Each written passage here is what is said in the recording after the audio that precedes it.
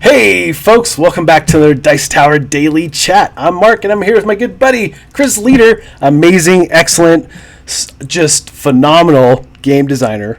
Wow. Yeah. I feel good about myself. That's right. Well, you did coach me before, so. Shh. Oh, sorry. Oh, I'm so sorry. You also missed outstanding. Oh, outstanding. Okay, I missed that. All right. Oh, so close. I almost nailed it. How are you, my friend? I'm doing fantastic. I'm feeling good. How about you? Doing pretty good. We're having some new puppies joining the house in August, so that's going to be really good for everybody. So, yeah, Exciting. Yep. Exciting. Yeah. And I'm in prototype land, and that's what I do. Right, is play prototypes. So I haven't played any real published stuff in a while. So I was gonna say, how long has it been since you've actually played a published production copy of a game? Actually, I have one. I'm working on one currently that I'll probably finish tomorrow or Tuesday morning. It's called Safari Turbo. It definitely. Have you played this? No. So Safari Turbo is this game that they're going to do an expansion for, but I'm doing a preview for it to help promote the expansion. But it's a classic roll and move if you just look at it, but crazy twists. I mean, it's like a roll and move that you're playing the game Fizbin from Star Trek. The second card is turned up, except on Tuesday. I mean, it feels like that. It was actually, I played it with my wife and daughter. We had a ton of fun, and it's just a roll and move. It was pretty funny. So, but there's actually you can do a lot of dice mitigation and everything in this game because you get cards and everything. So I was just, I haven't really played like a roll and move in a while, and it was just pretty fun actually, just relaxing and lots of crazy zany stuff going on. So that was my last published game that I played. If you can turn off that part of your brain that says roll and move, I hate roll and move. Sometimes Exactly. you find ones that are really interesting. We played Rattlebones the other day. Yeah. Forever ago, where you can break off. It was like the predecessor to Dice Forge, and you can actually change the thing. But essentially, it's a roll and move, but it's sort of like a dice builder, like a deck builder, but with dice. So we're playing it though, and then my brain is going, "This is a roll and move. This is just a roll and move." And I'm like, "No, it's not. I'm changing dice. This is different." Yep. Hey, so that's awesome. Yeah, I can't wait. In the middle of filming this, I'm going to be like, "Yes, a roll and move." But there's more to it than that, So I can't wait. You know what? Forget it. Let's just spend the rest of this chat just playing Monopoly. Let's do it. All right. Looks like chat people rolling in. Hey, everybody, welcome. If you have questions for Chris or me, whatever, let us know. We'll get to them. But we're just gonna talk about like what was the topics? You had already defined them. Oh well, we have to. So here's a preview, right, for the chat. We've got to talk about the fan club magazines. Oh yes, we have to talk about that. This is just for all of you out there in Dice Tower audience land.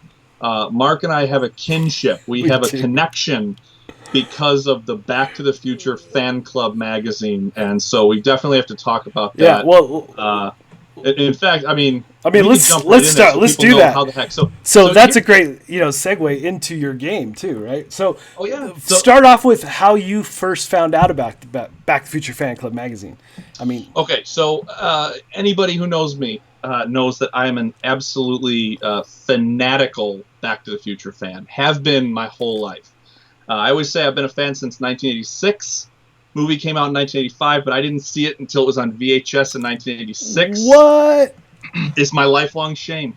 We rented it from a place called Video Nuts in Carroll Stream, Illinois. I love it. And I watched it over and over and over. And then when it was on HBO, we taped it. And I think at my dad's house, there's still a well-worn VHS tape that's like it barely, holding together. Right, totally.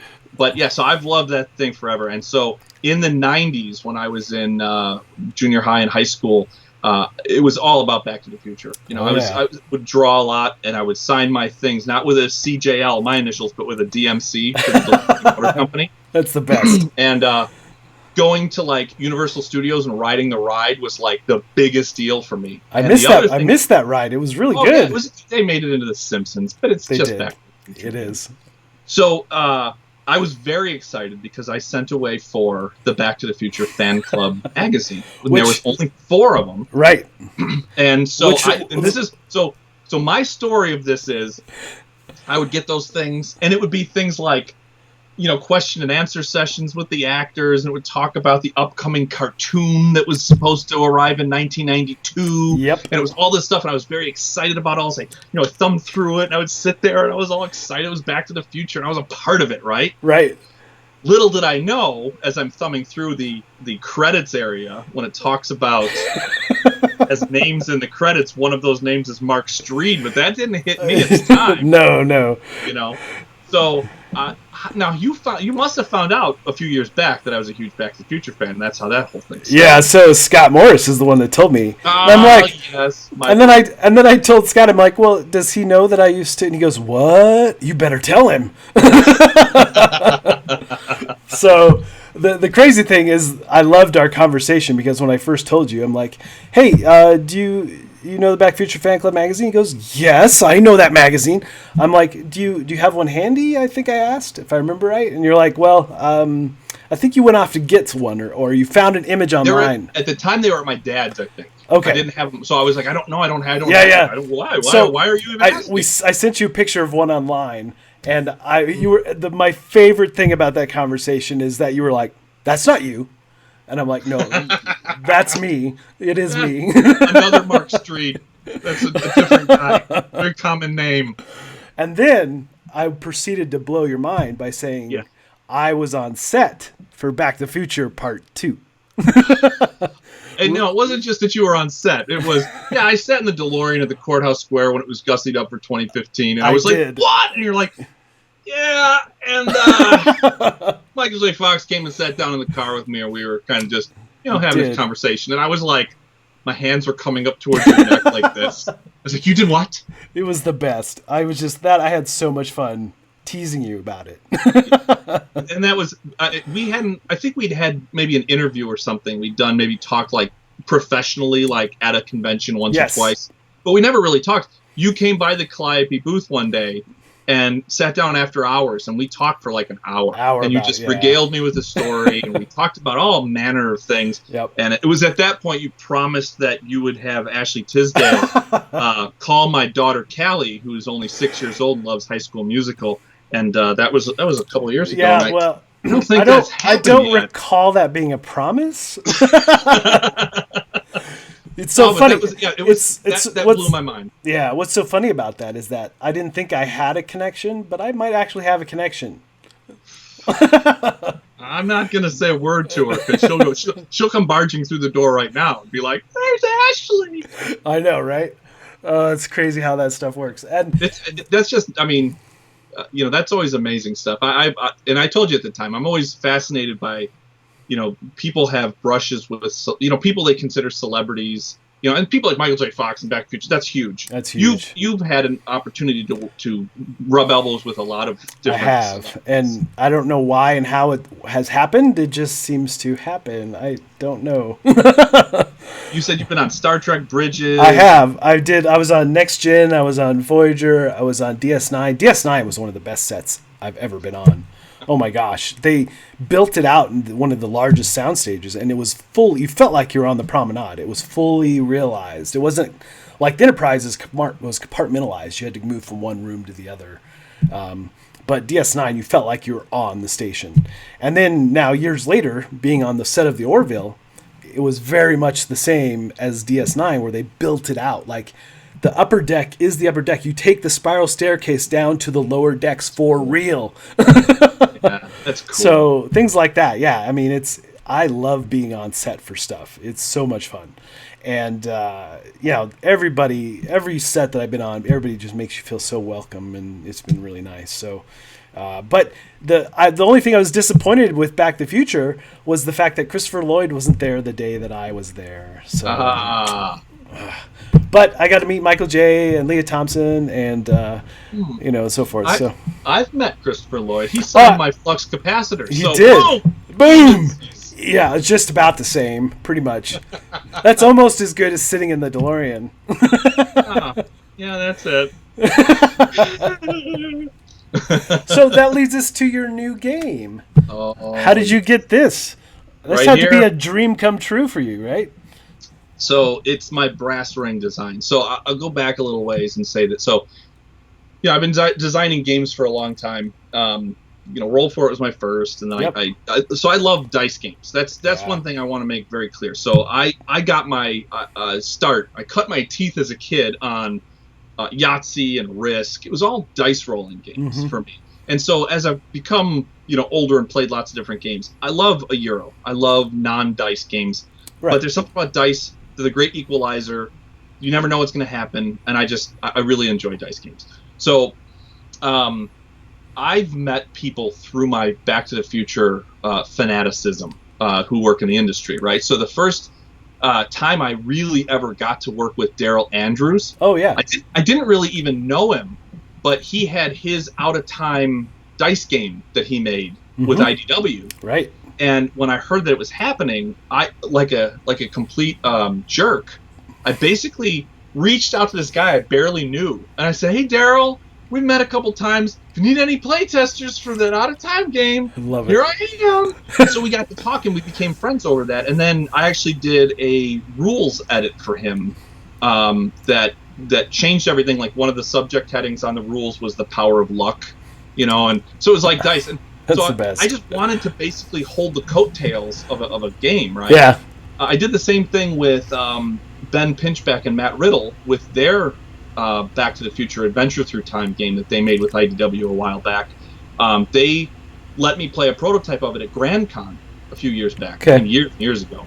And so I helped play test the heck out of that thing. And both of those games, both Daryl's and Ben and Matt's game, were the design was good. I feel like maybe the publisher didn't quite get them across the threshold.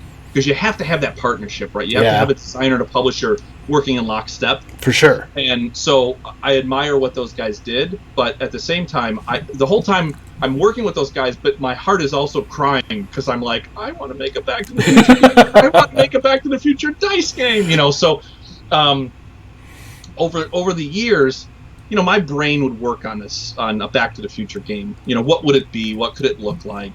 That kind of thing. I had a competitive game once upon a time where you're going through different times. And so I had my buddy Kevin Rogers, who's one of my co-designers on Dice Through Time, along with Ken Franklin. He and I, we caught wind from Scott, actually. Scott, once upon a time, Scott Morris reached out and was like, hey, there may be the stars aligning where someday I might be able to make a Back to the Future game. Oh, man. And it was like the most what if could happen, stars align, who knows. Right. But he said that, and then he kind of went quiet about it. But I called Kevin up, and I'm like, let's what if we could make a Back to the Future game? Because we have found, many designers will attest, things will fall in your lap, and you basically have just a quick amount of time to make a game. And if you don't have a game ready or an idea, it might pass you by. Yeah. So I talked to Kevin at the time. This is, again, probably like 2.5 years ago. And I said, okay, if we ever get this opportunity, what would it be? And we came up with the framework of a game where you were traveling through time and it was cooperative. Because we had this idea where, like, when you create this game, who are people going to play as? If it's a competitive game, you got Marty and Doc. It starts to fall apart a little bit. Like, who's going to be who? Thematically, it doesn't make as much sense. But everyone wants to be Marty and Doc. Of course. So we said, what if we let everyone be Marty and Doc? It's a cooperative game, and you're just Marty and Doc from different points. Yeah. And you're jumping through time, and there's got to be a time trial element because, I went at it. Listen, folks, I'm gonna go crazy Back to the Future style here, though.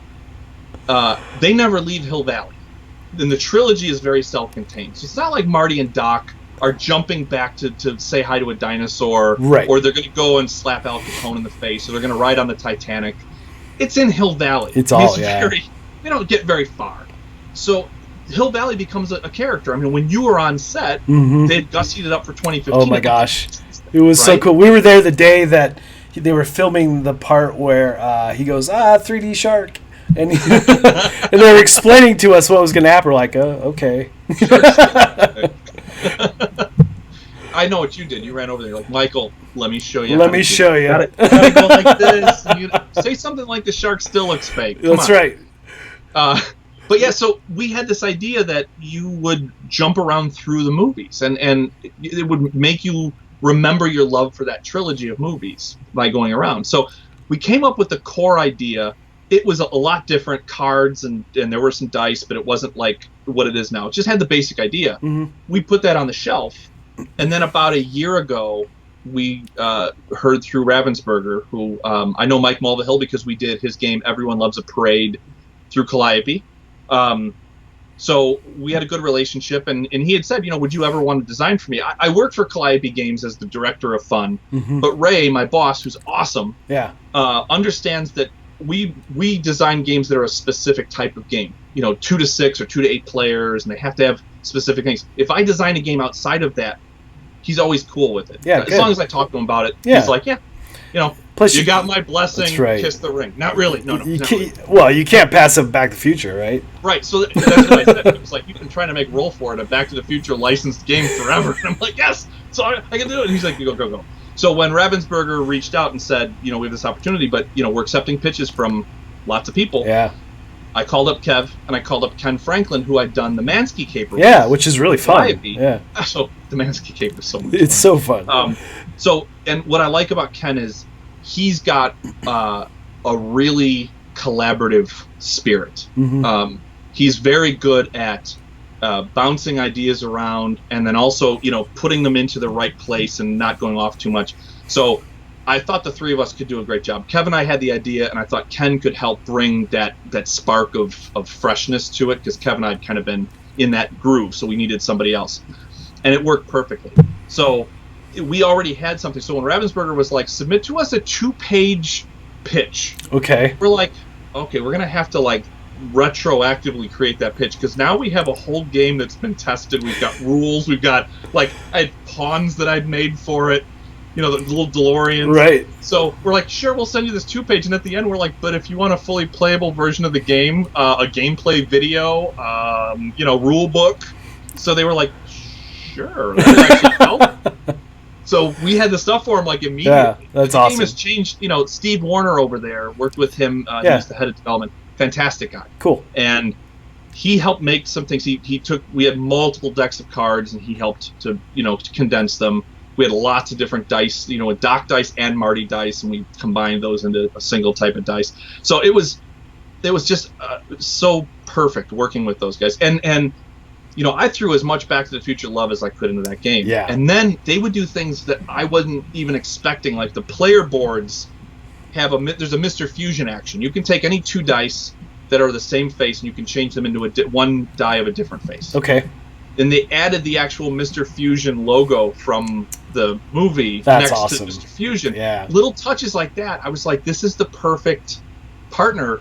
There was authenticity throughout the whole thing. Anytime we were like, well, would this person have done this? No, they wouldn't be in that year. We're not going to do that because that's not authentic. Mm-hmm. We want to do everything we can. There were character tokens that we had for a long time, and it was like, well, that doesn't really fit. Those people wouldn't, It's nice you want to have Goldie Wilson give you a free lightning bolt. Right? That doesn't make a lot of sense. And I'm like, okay, yeah, you're right. And boom, that authenticity, we got to fix that. So if they became Einstein tokens, now Einstein fetches you help, and that was like, okay, that's perfect. That's perfect, yeah. You and I both know dogs are the best. Yes, they are. So, yeah, I mean, that's awesome. Everything about this process of designing this game and having it released and being a Target exclusive, wow. being, chosen to be able to be on the end cap and everything, it's been fantastic. Other elements of 2020, no Gen Con in person, so we couldn't have the DeLorean in the booth, which would have been amazing, right? And it would have been the floating DeLorean, wheels under. Oh, man. I mean, so little things like that. 2020 kind of kicked us in the butt a little bit with that stuff, but the creation of the game, the fact that it's out now and it's being received really well is it's a dream come true. That's awesome. Absolute dream come true. Yeah, well, I still need to play. I have not played it yet, so. Very disappointed about this. I have a copy right there. I will send you a copy. All right, I'm waiting. We're going to get a copy to you to play. I will start checking my mailbox tomorrow. Yes. All right. Okay, I will have to start running right now. Yes, you will. Chicago to yeah. Colorado. Just, send it, by the hour, and they'll be there. Yeah. Well, it's a time travel game. I can get it to you. I can get it to you. Send it yesterday, and we'll be that'll be perfect. I'll send it tomorrow, and you'll get it yesterday. That'll be great. Well, let's jump over to chat and see. Here's a good one. Here's related. So, We have Corey Christensen. If you were to go back in time, design a game, what would be the theme, I guess? Yeah. Oh, I thought they were saying, like, now that I know what games exist, what game would I go back and why not invent? do that as well? So, I will say this: I'm a sucker for deck building, Yeah. and so if I wish that I could go back in time and be the one who designed the deck building element of a game, but because that's one of those where it snuck up on me. I mean, deck building. I have StarCraft, the old Fantasy Flight game, and that's got like a touch of deck building in how you accrue the cards. Mm-hmm. And at the time, I remember thinking, this is so weird. I put it in my discard pile? How am I ever going to use it? And then by the time Dominion came out, I was like, all right, okay. Now, Right. and now we have Clank, and we've got all these other Clank things. Legacy. Yeah. Oh, yeah. So many good... And there's not just deck building, there's bag building and dice building and all these other things. So, yeah, it would be nice to be able to go back in time and create the first deck building game. Love it. How about... Although I could also be a jerk to Rob Davio and go back and introduce the Legacy. But I think... think about this, though. Right? Do you think the world had to be ready for a Legacy game? True. You couldn't go back to like the 80s and be like, it's a game where you write on stuff and rip things out. Yeah, I don't know that would work. Get out of here. We're turning on Growing Pains. Yeah. However, when I was a kid, we used to do that anyway with games that we had. True. Right? Yeah. Well, and most little kid games are Legacy games because they get written on and They torn do. up anyway. Absolutely. Well, then, okay, so let's look at the 80s. What was your theme song in the 80s? Oh, man. What was my theme song in the 80s? The 80s had the best theme songs. Standing tall on the wings of my dreams. Do you know the show? Yes. What is Rise and fall. Was that Get out of the city. Perfect Strangers. Perfect Strangers, yes. Oh my gosh. Thunder, wind, rain, Yep. I'm bound for better days. So many 80s sitcoms, right? What we do, baby, without a Family Ties. Family Ties. Yep. Family Ties, Alex Keaton all the way, man. I'm trying to remember Growing Pains. What was Growing Pains? Oh, I can't remember. Drawing a blank on Growing Pains. Yeah, me too. Why? Oh, this guy's killer. I used to be able to pull that stuff out anytime. I was a huge Phil Collins guy. So 80s, pretty much anything Phil Collins in the 80s, boom, I'm in. Oh, Phil Collins, yeah. Sure. Well, Huey Lewis in the News, though. Oh, big time. That's what was my favorite, seeing him live. I gotta say, fantastic. I feel so bad about what's happened with him in life. Right. Many years disease. Yeah, it's so sad. Just terrible. I mean, that's his songs from Back to the Future are one of the songs that every time it comes on the radio, I ask my daughter, "What's this from?" And she's like, what is wrong with you? How could you say you have lost your card, your fandom card? You have lost it. That's one of the things I love is that they've included him so this year's 35th anniversary Back to the Future, right. Which is why there's so much stuff. And they did like the Reunited Apart with Josh Gad. And then they had Huey Lewis come on because it was such a big part. Yeah. Not only did he have the song, but then he had his little cameo in the first movie. Yeah. I'm afraid you're just too darn loud. I love it so much. It was so good, right? All right, let's see what else we got here. Here we go. So here's a good one. For me, how does the DeLorean in the new Back to the Future Back in Time game compare to the actual car that you have sat in? So the funny thing about the actual car that I sat in, it was pretty junky inside, right? It was, I swear, it smelled like a wet hay in a barn inside. It was my favorite thing about that moment, sitting, because they didn't tell me Michael J was going to get in the car with me, and suddenly the door opens and he gets in. I said, hey. I totally didn't expect that. And I said, flex capacitor. And he goes, yeah, flexing. It was the best. Nice. It was so good.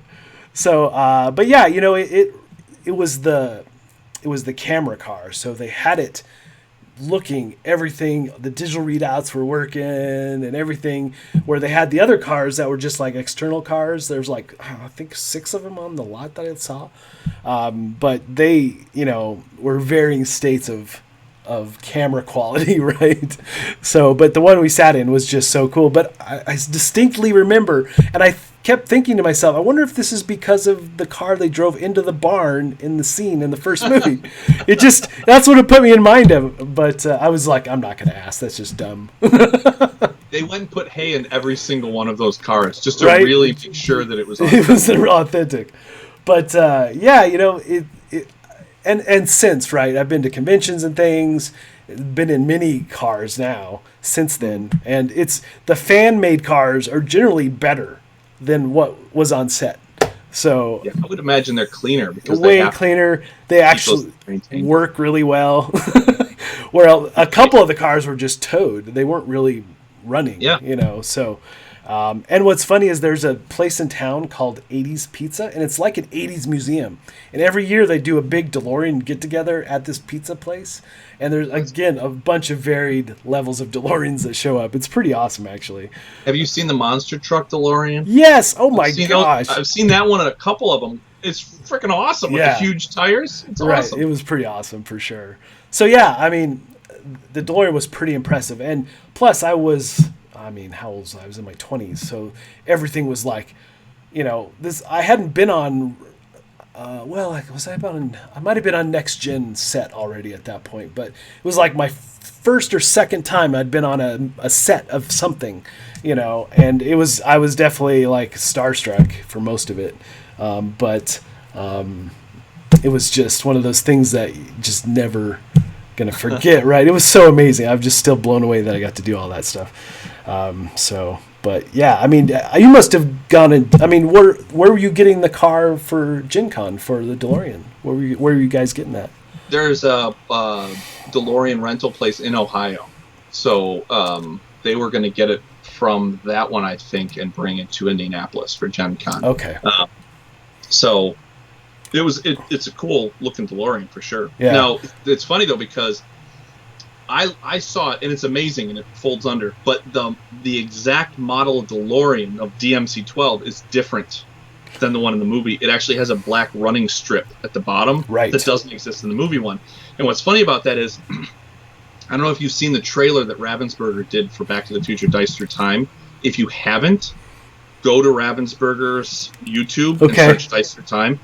The trailer they made is the best game trailer I've ever seen. I don't say that just because I designed the game. Right. It's phenomenal. And so the DeLorean they used for that had to be approved by Bob Gale. Oh, wow. The writer and producer of that. I know. I met. So he had to actually make sure that it was the exact right one for it because they do a whole cinematic thing where they evoke the whole movie and stuff where it gets unveiled. And there's a guy in the yellow radiation suit who comes out and a dog hops out too. I mean, it's a whole thing. It looks amazing. And that trailer's awesome, and I saw an early cut of it, and I was already amazed, but it was using fake music, because getting the real music is tough. You know, usually when you do trailers, you use sound-alike music, but you know it's not the right stuff. Right. But it was fantastic. The day before it launched, Cassidy from Ravensburger calls me, and she goes, "Chris, we can use the music. We're recutting it." And I was like... that's seeing the thing and it's going and I was like, this is amazing. It took an amazing trailer and it elevated it up even higher because that music is so amazing. That's really cool. So yeah, that DeLorean is absolutely perfect. That's cool. Yeah, I've not actually seen one with the wheels up. I'd never seen one either, but I guess the one that they were going to rent, you can do it normal. But they also have it where the wheels can fold under and then it's on a platform, so it looks like it's floating. So when you take pictures with it, it looks like it's hovering. That's pretty awesome. That's amazing. And they were going to do one for Gen Con and then UK Games Expo, because UK loves Back to the Future and Ravensburger's got UK office. They were going to have a DeLorean for UK Games Expo too. So 2020. But yeah, you never know where those DeLoreans are going to show up in the future. It'd be awesome, right? When the world is a little bit cleaner and yeah, healthy. Right. Well, a Cooperative Kid asks, "What is your favorite game that you didn't design?" Favorite game that I didn't design? That's a really good question. Now I got to turn around to my wall of games and take a look and see. Okay, I will give two answers. The first answer is going to sound like I'm shilling for Calliope, but I promise it's not true. All right. It's actually Ship Shape by Rob Daviau. Oh, that's really good, actually. Ship Shape is a fantastic game. It's a spatial reasoning puzzle game where and you're pirates. The puzzle pieces are thick. They're actually made out of the 3D puzzle type material to make it lighter. Yep. That game, the minute I played it, it was one of those where you're like, oh man, I wish I made this game. Because it's really so good. Yep. So that's definitely one of them. And then I had another one in my head. Now I'm blanking on it, but I think it may have been something like I love cooperative games. Yeah, me too. So Pandemic being the gold standard for a cooperative game, and what Matt Leacock has done over the years with cooperative games. You know, my kids learned Forbidden Island early on. Oh yeah, same. So I would say those types of games are ones that are some of my favorite that I wish that I'd thought of, because that was just one of those, you know, Legacy's another level of that. But for me, it's like when you first play a cooperative game, your brain has to click into gear for the first time. You know, and all of us, even us gamers, the first time you play it, it was a quantum leap forward. You were like, this is something different. Whether or not you like cooperative games, because I respect that a lot of people don't. Right. But you also have to be like, this is really cool. The game is playing against you. And I think that's cool. I love that aspect. And the thing I really love about cooperative games is how much conversation it generates around the table. And that's probably why I like those games so much, because I always feel like people are more engaged the entire time. And that's, for me, that's the biggest part, you know. And I've talked about this game multiple times now, but the game that most recently that I've done is the Night Cage for Smirk and Laughter. And this game, the thing that's so amazing about this cooperative game is the fact that it would really be hard to be that alpha runaway, you know, do what I say. No, that doesn't work that way in this game. You have to work together or you're in big trouble. So, that's one of the big caveats that people have about cooperative games is the quarterbacking. Mm-hmm. Someone takes over. To be a total shill again. I've got a game coming sometime in the next year with Calliope. Okay. It's called Mass Transit, and it basically takes that. It's that cooperative thing where it's low communication. Mm-hmm. So you're building transit routes. It's me and Kevin Rogers did that one. So cool. You know, my partner from Back to the Future. But because you can't tell people what you have, you're kind of, it's like the Mind kind of a thing where you're looking at each other like, who's gonna do what? I'm gonna play this. I hope it's okay. Yeah. But I love that kind of thing because there's that whole feeling of when you play something that's exactly what the table needs, everyone erupts into cheers. And it's like, okay, I'm so glad you played that. Or it's the other way around, where someone plays it and you instantly become like the villain. You're like, I'm gonna play this. No, why did you do that? I needed no. You know, but awesome. No matter what, it's memorable and it's fun. Right. Well, so since you brought it up, we have to talk about the Mind real quick. So this is one of those games that I'm like, I don't know if I like this, and my friend Jess is going to kill me, but she's like, I will show you why you need to like this game. So I've only played it a couple, 3 times. Now, what do you think about the Mind? So I will. I have a long and checkered history with the Mind, and the game, both of them. I was in the camp of I watched people playing it. Yes. And I had seen how it was played. And I said, this is an exercise, not a game. Which I'm sure there's people right now who are like, turning this off. That guy's a jerk. But I just didn't understand. Right. And I have since played. I haven't played a lot of it. Right. I played just a few games of it. Same. But when I play with the right group, yes, it's a ton of fun. Yeah. Because that's the key. You know, it's just great, and that's key. However, I also think it's one of those games that takes what you bring to the game and accentuates it. Yeah. If you're playing with a bunch of people you don't know and you don't click with, true, you're probably not going to like as much. That's true with a lot of like cooperative-ish type games, right? It's anyway, true. So. Yeah. But I think if you're playing with a group, let's say you did theater with a group of friends and you have grown up together and you know each other. It's a whole different world. It is an experience. It is fun. You're bringing something to the table. Yep. And I love games like that. I love games that are it's a good exercise, but if you bring something to the game, it becomes something really memorable, and it creates something that you will have thoughts about forever. So my favorite thing about the Mind was when I played, the first time I played was with Emerson, and we looked at each other and went, yeah. It's just so funny because he's like, is this a game? I'm like, right. So I need to try it some more, and I'm sure that well, and that's why when I did Mass Transit, my thought was I want to take the idea of limited communication, yes, and everyone working together, but I want to gamify it a little bit. Yeah. I want to add something to it that there's a goal that you're striving toward that is you're visually seeing. You're basically building a subway route from a central hub outwards.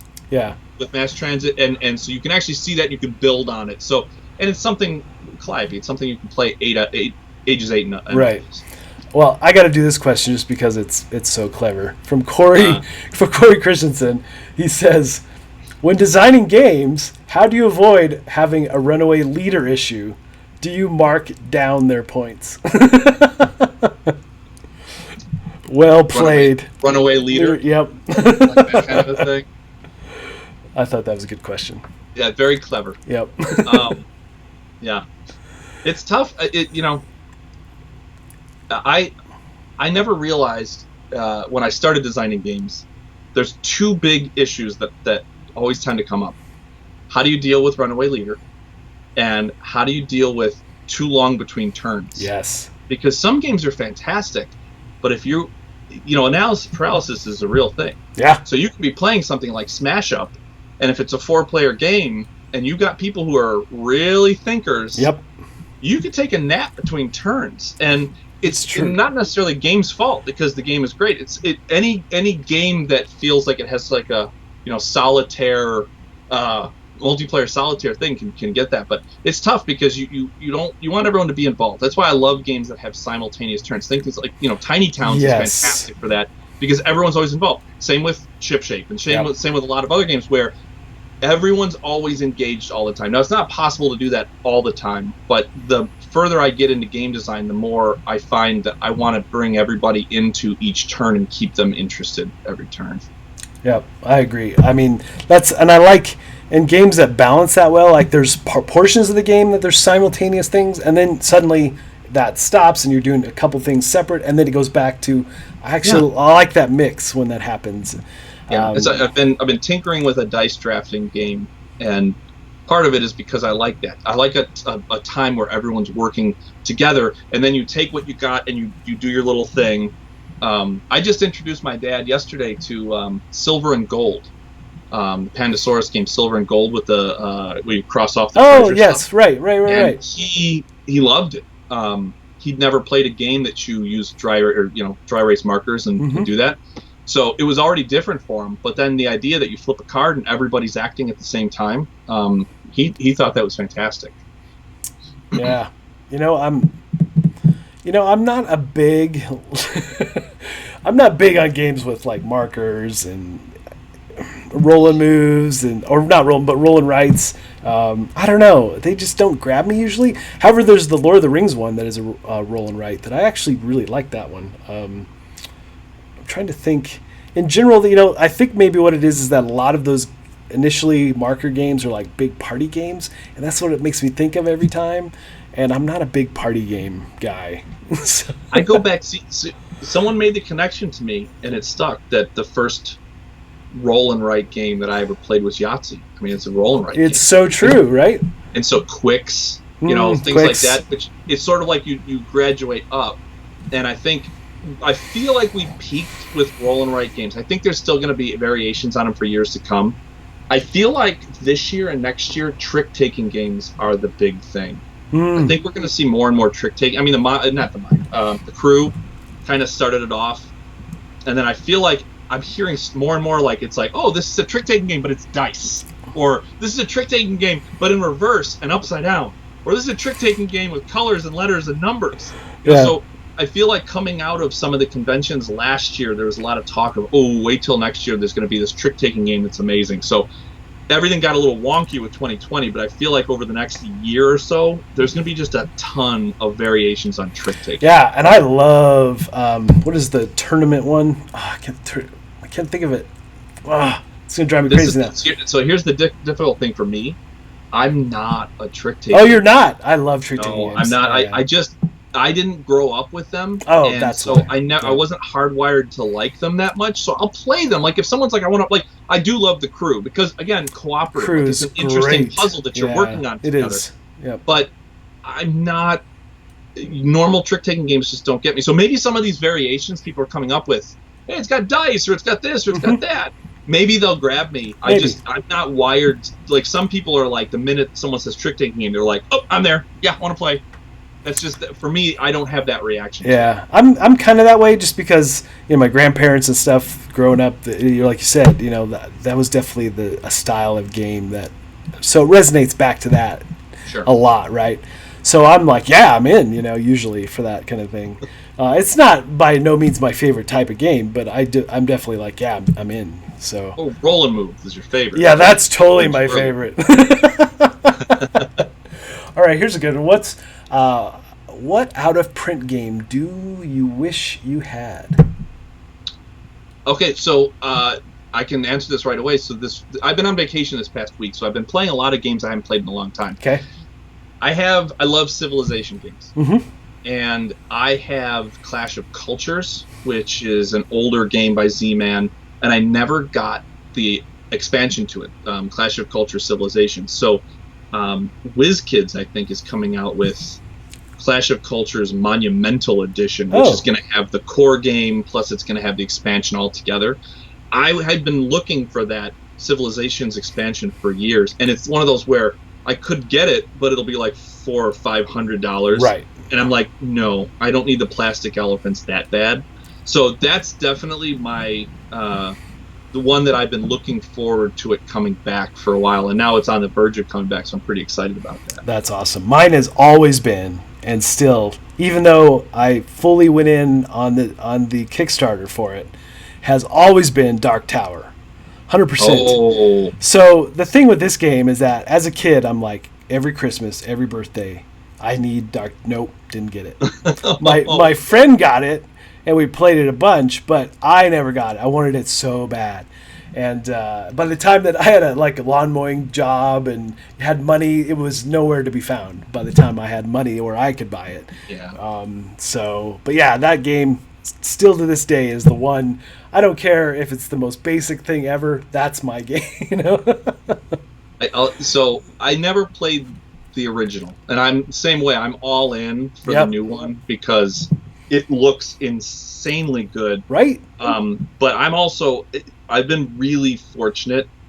So Rob Davio was one of the designers that I came up respecting. Mm-hmm. I loved his games. Star Wars Epic Duels. Oh yeah. Kevin and I used to do tournaments of Star Wars Epic Duels on afternoons where we would start the Star Wars characters against each other and whittle our way down. We would spend hours. We created our own decks. We had Justice League characters for Star Wars Epic Duels. So, I was a big supporter of Restoration early, getting the Stop Thief and getting Fireball Island and stuff like that. So when I got to work with Rob through Calliope to make Shipshape, it was the first story. He doesn't remember like this. This is the way I remember it. I was at Toy Fair. We were coming up with the idea for the Titan series for Calliope, where we would get big designers to design Calliope weight games. And we were trying to round out the group of people that we were going to ask to be a part of it. And I saw Rob Davio, and I geeked out. And I went over and I was like, "Hi, Rob, my name is Chris." And I was Mr. Davio. "Hi, Mr. Davio. I'm Chris Leader, and I work for Calliope. We're doing this thing, and I love Star Wars Epic Duels. And look, I have a picture of me and my son playing. And look, I have a picture of us playing HeroScape." Dude, that's amazing. So I geeked the heck out. And he was the nicest, most gracious guy. He came over. We had a little breakfast with him the next day and explained the project. And he was happy because, he was expected to be the legacy guy and all this other stuff. And so he had the idea for what became Shipshape in the back of his head, and so he was able to, But I reached out to him when Unmatched was announced because I was so excited that they were going to bring back Star Wars Epic Duels in a new way. In a new way. Yep. And I was lucky enough to become a tester on what became the Jurassic Park sets and the Volume 1. And that's why Origins a few years back, and he said, we need someone to take the reins and do Cobble and Fog. And I was like, okay. And he's like, would you do Cobble and Fog? And I was like, wait, this is Sherlock Holmes and Invisible Man and Dracula and Jekyll and Hyde? And he's like, best. Yes. And we're going to have these fog tokens that move around the board. And I was like, so getting to design Cobble and Fog was a dream. I mean, it was amazing working with Rob and working with the team Justin, and it was amazing. And Kevin isn't credited, but he was right there lockstep with me coming up with those. So we had a great relationship, and we've continued to work with them. So that's been amazing. But I have not had a chance to be a tester for Dark Tower. And so their team, along with Brian and Noah and the guys who are doing the stuff, they are putting in so much work that people don't even realize. It's the amount of testing that's going through these games is impressive. Yeah. So I have such respect for what they do. And, you know, even the stuff we do, we come up with a deck of cards for Unmatched, and we're like, this is fantastic, and it's the most amazing thing. And then they come back a couple days later, they're like, okay, we've been internally testing, and here's 33 things that we want to change. And we're like, what? And then we read them, and we're like, oh, yeah, that makes a lot of sense. That's, you know, and only a couple things would be like, well, I don't know about this, I don't know about this, but like 31 of these things are perfect. So that's been insane. Working with those guys has been amazing. So I cannot wait for Dark Tower, Return to Dark Tower, to see what they come up with. Same. It just looks incredible. I'm just, like I said, totally all in. My 12-year-old self would not forgive me if I did not go all in. You know? You're gonna sit there. You're gonna be like, people are gonna be like, "Can we play?" No, stay! Don't touch it. I put the skulls in. I get to. Kabuki Kid asked, "Do you play any instruments? Have you ever played the calliope?" Oh, I play exactly no instruments. No, yeah, I'm not.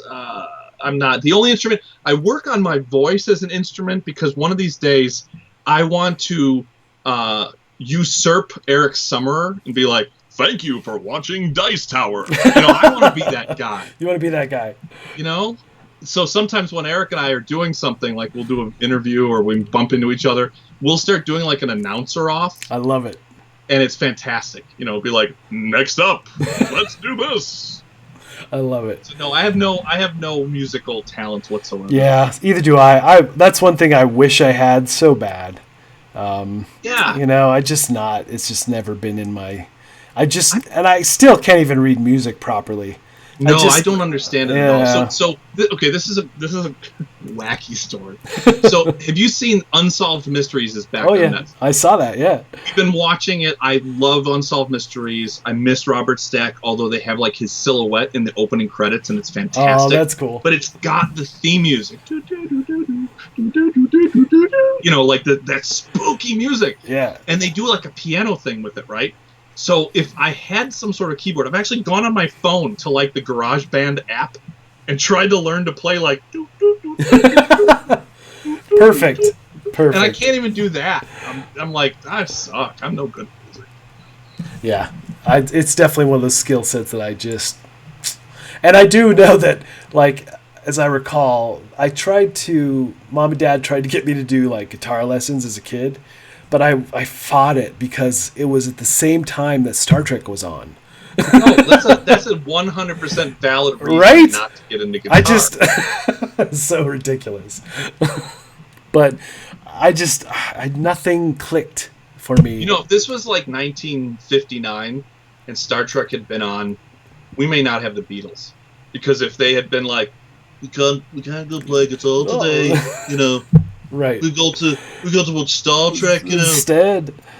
Yep. Paul can't come over today. Watching Deep Space Nine. It would have been tragic, is what it would have been, right? It would not have been bad. No. It's so funny. So, as far as announcer voices go, you know, I've been doing spotlight ads. They're like little movie trailers for board games. And so it's not really an announcer voice, but I do that whole in a world, kind of thing. In a world. But it's all focused on theme. I had delusions of being a voice actor at one point until I realized how much it actually costs and how much effort goes into it. And it's super competitive. Yeah. It was funny because the class I took, the person was like jaded. They were like teaching it and they were like, well, no matter how good you are, the studios are going to want a celebrity. And so you may be better for the role, but a celebrity's going to get it. I was like, damn. It's the truth, 100%. But it's also like, wow. It was like, this person has been scorned a few times, know. And I know I have a lot of friends in the voice acting world that just amazing everything they do. And, I got to, when I was out in LA last year, I got to have Steven Stanton on my show when I was out there. And we talked about stuff, and he does there was an episode of Clone Wars where he did old Obi-Wan, and it was dead on to Alec Guinness. It was just perfect. And so I'm always amazed by those folks just changing voice on the fly like that. It's so amazing to me. And they're usually really humble. I read the book by Rob Paulson, who's done a million things. He was Yakko Warner, and he was Raphael in the Ninja Turtles. And he did he does a tour for Animaniacs. And he met with one of my best friends, Anne, who was there with her kids, and her husband, one of my best friends, Mike, was in Puerto Rico during all the cleanup years ago. And so he couldn't be there. So Anne went to meet Rob after the show and just explained, Mike's in Puerto Rico and he's there during cleanup. And Rob filmed like a 5-minute video straight to Mike. Like, hey, I just wanted to say thank you so much for all you're doing. He got like the music, like the composer who wrote all the music, and the two of them were like talking and, vamping and having fun. And that's awesome. Like, it's someone who completely appreciates the stardom that has come along, and it's like one of those people that, unless you interrupt them when they're like their kid is sick and they're trying to take care of them, if you stop them on the street and say hi and I appreciate what you've done, they're going to be super duper nice. The first time I met James Arnold Taylor, who does Obi-Wan for Clone Wars and numerous other voices, but he said hi to the girls as Obi-Wan. And that that he was hanging out with their dad, and I got to go now because I got to go check out my action figures and stuff. It was so awesome. So everybody in that world has just been really awesome that I've worked with. And what's really fun is that Travis Oates, who's the voice of Piglet, Corey Thompson and I play games like Tabletop Simulator, and Travis always does voices for us when we're playing. It's so much fun. That's fantastic. So I have old videos. They still exist on my YouTube where I do Transformer voices. I used to love doing that stuff. Transform and roll out. Especially the Optimus Prime one, right? I am Optimus Prime. Well, roll for it. That's you right. have to have that stuff, but you have to have. But it's also like the Starscream. Oh, hello, mighty Megatron. Oh, I want to strangle Starscream all the time. Starscream's fan. Or my other favorite was Shockwave. Shockwave would. Oh, mighty Megatron! Yeah. He had like. It's like he's on his. Well, he's like on his last Frank bolt. Welker stuff, because Frank Welker did like the Dr. Claw from Inspector Gadget as Soundwave, and then they just did it. So it's laser beak eject. Operation Destruction. It's the same thing. Yep. I love it so much. Well, speaking of YouTube, you do some amazing rules videos. Yeah, I here's my thing. I feel like you take some liberties, though. Rodney has fooled a lot of people into thinking he knows the rules. But not really. So I have to set the record straight. I have to teach games the right way. Yeah. And so I made Shut Up and Watch Dice Hate Happen, which is a series. I started it a long time ago for, I think I began the first one with Scott Morris's game, the Shiny Dice game, Firefly. Yes, you did. And so, and it actually started at wasn't it BGG? And it all started with that game we were playing with Rodney and Scott. And I forget what game that was we were playing, but we played Roll for the Galaxy. Roll for the Galaxy, yeah.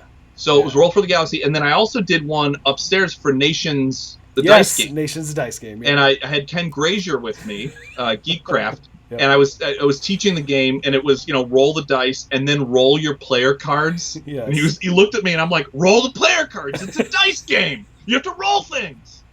So it started that way, and then Shiny Dice came out, so I did one for that, and that one was completely improvised. I just made it up as I went along, and then I just started having fun. I did the longest component drop ever for, I think it was Tiny Epic Galaxies. I think it was, yeah. Just that was fun. So I have so much fun with those just because, I love Rodney. Rodney's fantastic. He's awesome. And I, just like most people out there, I'm so happy when I'm thinking about a game and I go and I search Watch It Played and he's made a video for that game. Yep. I'm so happy because I'm like, okay, now I can learn the game properly. There's a lot of people out there who make amazing rules videos. John Gets Games. A lot of other people do. And there's a lot of people who don't have a huge following, but they do amazing rules videos. But I just think Rodney is like the gold standard. And I believe, and I could be wrong here, Rodney used to be a lot more buttoned up and straight-laced with his videos. I really feel like over the last couple of years, he's gotten a little sillier with certain things. And I think that might have something to do with your show. Maybe not. It could be Chaz. It could be Chaz that has that influence. You just don't know. However, I think it might be Chaz. It could be Chaz. Yeah. It very well could be, because Chaz is pretty neat. He's a pretty neat guy. He's a good guy. He's a swell guy. He is, indeed. But yeah, no, Shut Up and Watch Dice It Happen. I don't get a chance to make them as often as I used to. I made a bunch of them, and I took a nice long sabbatical. And then this summer, I made a few more, and I've got a few more. 4 more you put out, right? I did 4 more. Yeah, I did Santa Monica, and I did Traintopia, and I did Hues and Cues, which is an amazing game by the Op. Yes. And then I did The Crew. I did those 4. That's right. So I have some ideas for others. My favorite is, if you haven't seen any of them, for Hues and Cues, I actually did an old-fashioned G.I. Joe commercial type of thing with my kids. And I'm very proud of that because I made it look like it was like an old 80s commercial. Oh my gosh, that's awesome. And if you watch the very end of it, you'll actually see like my daughter almost curse. It's fantastic. But it's, I had a lot of fun making those things. So I feel like you need to do one for like an old, like I'm so tempted to do a Dice Tower preview for Candyland. Oh, or Chutes and Ladders. Or Chutes and Ladders. I feel like we need to do something fun like that, Yeah. It would be awesome. Well, that was like when Rodney did Monopoly and he taught it, and it was like a huge deal. I thought that was pretty fun. It was really good. I want to do something like that. It's just too fun to not do something like that. Yeah. At some point, I'm sure I will. So it's tough because I love designing games. My job is to develop games for Calliope. Plus, I have designs that I'm working on for other publishers, and I have ideas for ones. So my work life and my hobby and my spare time are really sitting in this chair or at this table doing the same thing. So doing Shut Up and Watch Dice It Happen is a lot of fun, but it's also like it's a fourth thing I'm doing, occupying like the same spot of my brain. So and then suddenly off the shelf, and that's why those rules are so good, is because they have to be off the shelf at that point. Yeah, it's I only do rules when I'm very, very. I have to have clarity. I have to you have to achieve perfect. That's right. Perfect. Yes, you play a game using that. You're gonna be doing pretty good. Indeed, I like Chad's. Next April Fools, I need to do, the Candyland preview. That would be awesome. If the entire programming for Dice Tower for the day was a whole bunch of videos for different games that are very old, that'd be pretty amazing. Right? Oh my gosh. All right. So, what's your all-time favorite game? That should be an easy question, shouldn't it? Yep. Or at least, what is your current all-time favorite game? Oh man, you have asked a crazy question there. Okay, so I think what I'm going to say is Pandemic Legacy Season 1 is my all-time favorite game. Yeah, I played it. I played it 3 times. I've never in my entire life and again, it's years later, but I'm still not going to spoil it. But there's a twist. Yes. Yeah. And when that twist happened, I've only played it once. When that twist happened, that was my character that I had done so much. Oh no, that's awesome. I won't say what happened or what happens. Yeah. They open a petting zoo, is what we'll say for people who haven't played yet. But when the thing happens, yeah, it's pretty I amazing. stood up from the table, and it was like watching the best movie or the best TV show, like that you're invested in, and it's the, being a huge Office fan, it's the, Jim admits to Pam that he loves her. It's it's that moment, right? of like, oh, it's happening. It was amazing. It was a visceral feeling. Yes. It was just amazing. So I'll never have a moment like that. I mean, Pandemic Season 2 was great. Yeah. Legacy Season 2 was great. But that thing, there was, just something about that. That experience was maybe my favorite. And it was one that, when people would argue about legacy games and say, well, yeah, but it's expired after a certain number of games, the amount of money that you spent for it and the amount of entertainment you got out of it, I feel like it was way less than if you'd gone to the movies with your family and bought some popcorn and stuff. Yep. You'd have a 2-hour experience. That was it. This is a thing that is unique to you and that you'll have forever. And I thought that was just insane. So that I think I would say that's my favorite experience in a game of all time. As far as a game that I would play like over and over and over and over and over, that's so tough. There's so many. But I actually might say, again, not shilling, I promise, but I might say Unmatched only because. Oh man, it's so good. It's so good. I love it. And it just never runs out of excitement for me to play. I'm with you on that. It might be my favorite game of all time, and being able to be a part of it it's just huge, right? Yeah. Even before I was involved, it was just an incredible game to play. Yeah. Well, we're at the top of our hour, man. Already. Wow, that went quick. So fast. That went quick. Can't believe it. Man. Yeah. So I can't wait until we can do conventions again, because I just can't wait to see you again in person. Same. Give you a big old hug. Yep. And everybody. I mean, it's just, I'm looking forward to that day for sure. So I will. I have to at the end here. I gotta be a spokesperson for me and just say that Back to the Future Dice Through Time is in Target stores all across America. Yep. You can get it there or Target online. Please, if you like cooperative games, check it out. It's got 3 DeLoreans on the cover, and it goes across the entire trilogy. We put a lot of love into it, and it's great for all ages and all levels of fandom. So, indeed.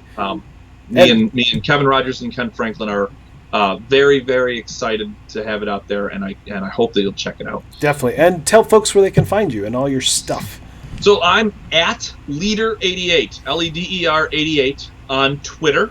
You can also do at SUA. I don't know. Shut up and watch Dice 8 happen. The acronym.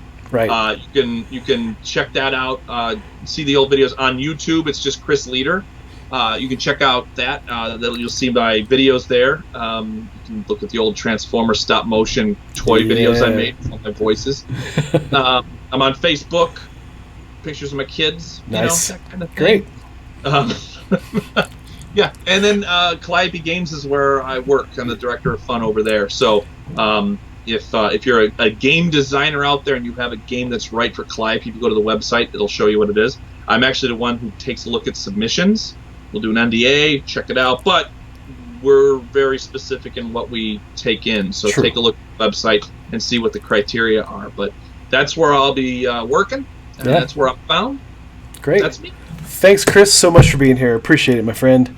So Mark, fun. you're awesome. Yep. I appreciate you it. too. It was a lot of fun. Yep. And chat, everyone, thanks for hanging out with us tonight. And until next time, we'll see you at the table.